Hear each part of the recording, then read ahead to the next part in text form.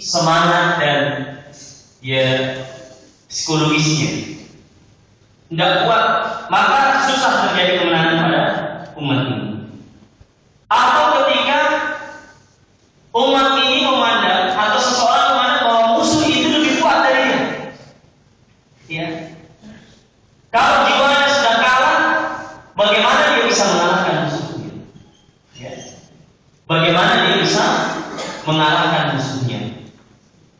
Maka jamaah sekalian yang oleh Allah Subhanahu wa taala, Islam ini tidak akan dimenangkan oleh Allah Subhanahu wa taala ketika umat ini terjadi kelemahan dari sisi. Memang ketika sudut pandang kita terhadap kekuatan itu dari sisi-sisi materi saja, mungkin sebagian orang akan putus asa. Bahkan yang lebih buruk lagi adalah ketika orang sudah lebih baik mati saja. Kalau kita melihat kondisi kaum muslimin saat sekarang, lebih baik mati saja. Matinya bukan karena semangat untuk memperjuangkan Islam, tapi karena putus asa. Ya. Berpendapat lebih baik mati saja daripada dengan berputus asa dan melihat kondisi kaum muslimin. Ini tentu sesuatu yang buruk. Coba kita melihat kehidupan Nabi. Justru ketika dalam kondisi yang sangat berat terjadi pada diri Rasulullah SAW dan para sahabat, Rasulullah justru tampil sangat kuat dalam posisi ini. Jadi ketika kondisi sudah sangat memungkinkan orang untuk berputus asa, tapi coba kita melihat kehidupan.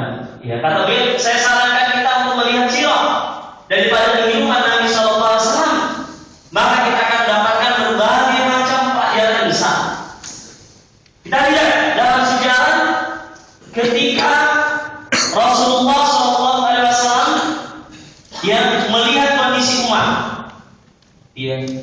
kondisi orang-orang Arab pada saat itu yang begitu jauh daripada milah Ibrahim, begitu jauh daripada agama Allah Subhanahu wa taala. Semua orang berbuat dosa dan maksiat. Apa yang dilakukan Nabi?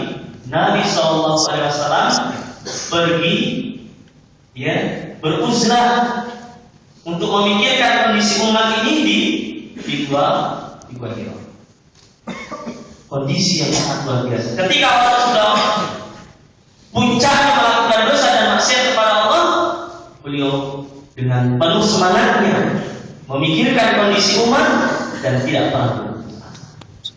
Kondisi yang kedua yang dilalui oleh Nabi SAW adalah ketika perang Ahzab, ketika perang Khandaq, perang Ahzab namanya. Ketika perang Ahzab,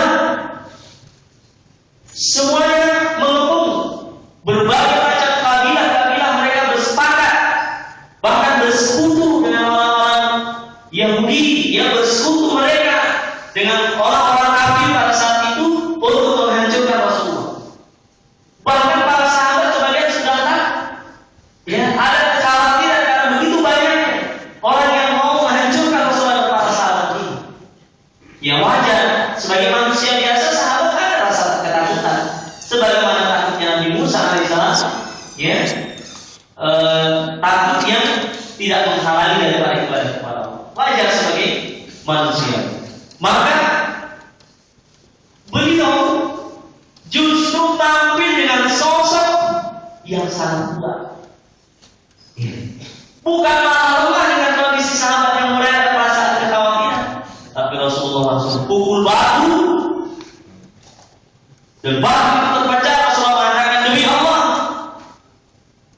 akan sampai syariat Allah SWT ini ke sana. Yang orang berjalan dari sini ke sana tidak ada lagi orang yang merasa. Berarti begitu amannya kondisi tadi. Rasulullah memberikan semangat para sahabat bahwa Islam akan sampai ke seluruh dunia. Apakah orang manusia mau atau tidak mau?